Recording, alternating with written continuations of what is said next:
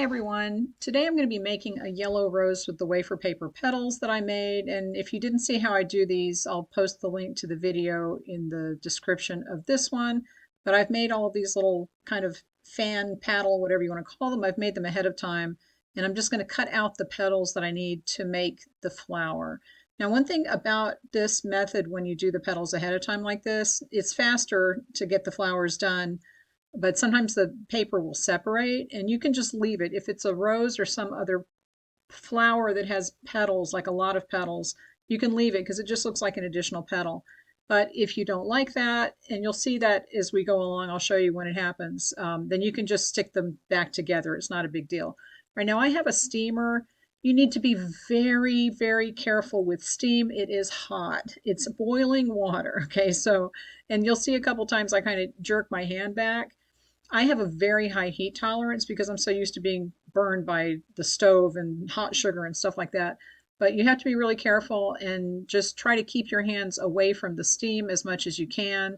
Do not let children do this, but you're basically going to use the steam to shape the petals. So I've taken two of the smaller petals here and I've shaped them into little U shapes, and I'm just going to put them together to make the center of the flower. When you have them together, you can twist the wires to keep them in place, but just make sure that they look right to you before you twist the wires, because that way they'll stay where they are. And they might move around, like this one kind of, they moved out a little bit, but you can put them back in the steam and soften them a little bit again. Or you can take some wafer paper conditioner or vodka or whatever you want to do and kind of brush it onto the petals so that they stick together to keep the shape. And see, in the steam, it's flattening out because the steam, you can't see it, but there's steam coming out, believe me. And it's flattening out, but just take a little paintbrush and kind of shape it until you get that center to the way that you like it. Now, I am going to be using some petal dust on this, and you can color the petals beforehand or afterwards with the petal dust. I did this center part, I'm going to do it afterwards. And you want to wait until the flowers are dry because the wafer paper will be a little damp when you've just had it in the conditioner in the steam, and it needs to dry off before you can really put the dust on it, or else the dust looks blotchy. All right, so I did the center, it's over there on the right, and now I'm going to do the first row of 3 petals. So the center was 2 petals. This one is just a row of 3, and I'm only just going to cup these. I'm making kind of a C shape out of them. I'm not going to worry about bending the tips of the petals because the petals that are closer to the center of the rose don't really bend back. It's just, like it opens up from the outside or from the inside out. So the outer petals usually have more of a curve to them as the petals bend away from the flower center. The center petals are generally pretty straight up and down. So you don't need to worry about doing anything other than just bending them. Now see, here's a place where the petals separated, like the wafer paper separated. Not a big deal because you can just color both, and on a rose it just makes it look like an additional petal. Now traditionally in cake decorating, when you make a rose, you have 2 in the center and then 3 petals around that. But if you look at a real rose, that's not how they're made. So you don't need to worry about having too many petals. It'll look fine. If that extra little petal is there, that's okay. There's no real there's no real perfect formula to a rose. It just, there's a lot of petals in them. And next time you see one, go really examine it. Go to the grocery store and buy yourself some roses and then take them apart. I've done that before, and you really learn a lot about how a rose is kind of put together and what shape the petals are and that kind of thing. So go ahead and attach those when you get them where you want them around the around the center. Just twist it, and that last petal was kind of stuck into the first one of the second row there. So I have some, I think it's daffodil, it's magnolia, daffodil, and sunflower crystal colors petal dust. And I'm going to use the center one, which is the daffodil, and the sunflower for the center because I want the center of the flower to be darker. The center of the roses usually are darker, and then the petals get a little bit lighter on the outside. And in the same way as that, the center, like the base of the petals where they attach to the stem, are usually a little bit darker than the tips. So just make sure that when you're coloring this, you're doing it based on a photograph or a real flower that you have so that you're not putting, color in a weird place, because flower color is pretty specific. And if you color the flowers wrong, it's going to look weird, but people won't really know why. They'll just know that it looks a little strange. So I'm adding the color after I shaped this one. You can add the color to the petals before, and I did that in the next segment. But for this one, I did it after, and I just, there's no real reason why. I'm going to add some of the darker sunflower. This is a really bright kind of an orange yellow, and sunflowers are orange. So this will make that center look really dark compared to the outer petals, which is exactly what I want. And you want to make sure that you're getting the color where people can see it. So make sure on the outside, and with the wafer paper, the good thing with these wired petals is that you can bend them back from the center and color them that way. It's not like gum paste where everything is dry and brittle and it's all in one section.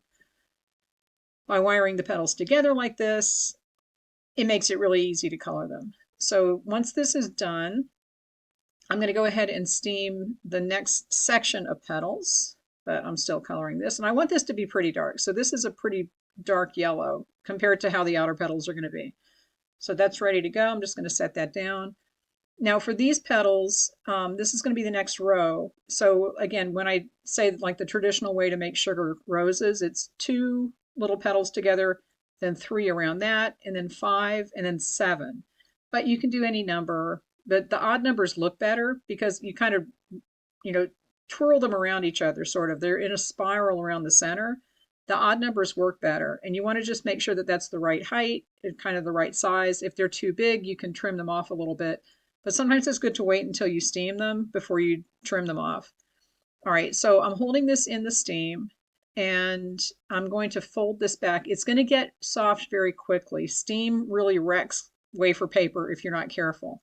So don't get it wet. Don't let the steamer drip directly onto it. And you can see there's some water drops on the steamer itself. So you don't want to touch the wafer paper to the steamer, but just hold it in the stream of steam and it will soften up and then you can move it. And you want to do like that little cupping motion and then bend the edges back a little bit for this row because this is the first row of large petals that have fallen away from the center of the rose as it opens up. And you can see I'm kind of curving the very tips back.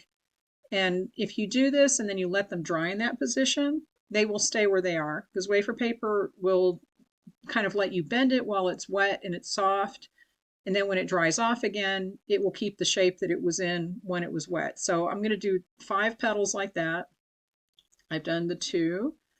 And you can do that, either by curving it first and then bending them back or bending it back and then curving it first. But you just want kind of a cup where it's going to go around the center and then bend the petals back.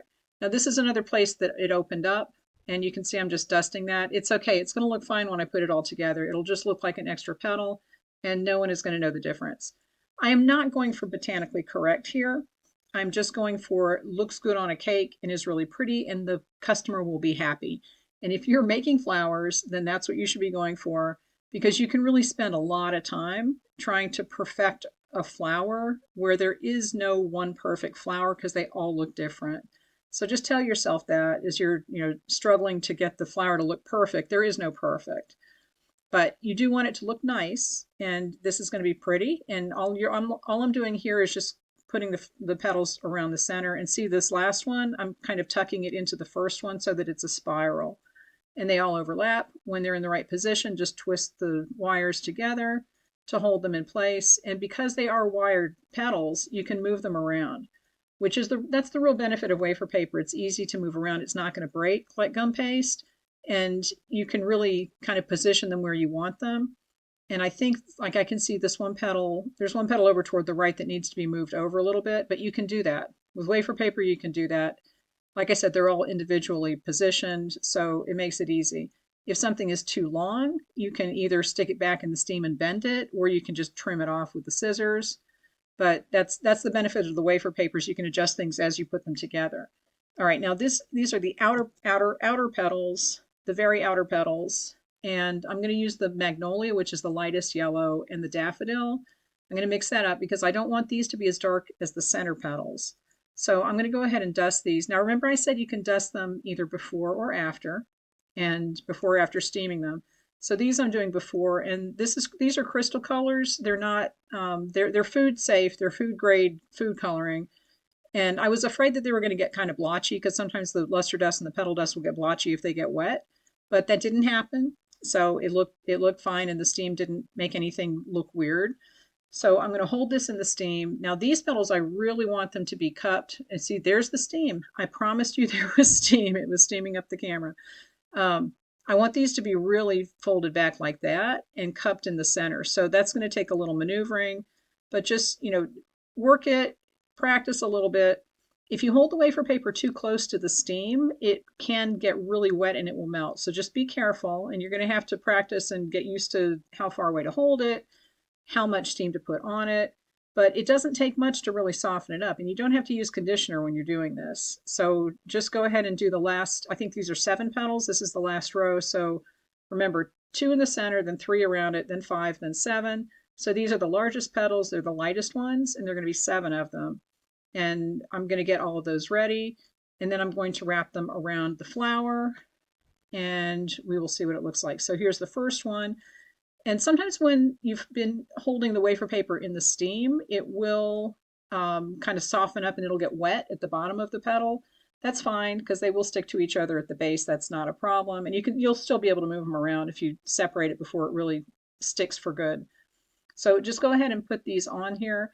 Now, when you're forming the petals, you don't want them to be too far out. You don't want it to be too flat because you have to think of the flower as opening, like I said, from the center out. And as the petals fall away from the center, it opens up and they're a little bit flatter. It's just think of the petals starting the same height in the bud, and then as it opens up, they fall away from the flower. So they're going to be a little bit lower than the center. And you can see as I'm holding it sideways here, that's what's going on.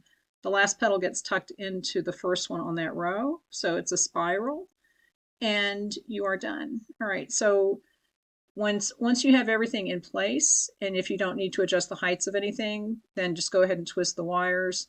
Now you can go back and make any adjustments. If you need to dust a little bit more somewhere, you can do that. Just hit it with a little more color, or move the petals around. If there's something that's too long, if a petal is too large, you can just take scissors and cut it off, or you can put it back in the steam and try to bend one petal, but that's hard. Once it gets all together, like you put it together, it's hard to put one petal in the steam. So try to get everything shaped before you put it together, and you'll have a really pretty flower that will go on a cake and just look beautiful.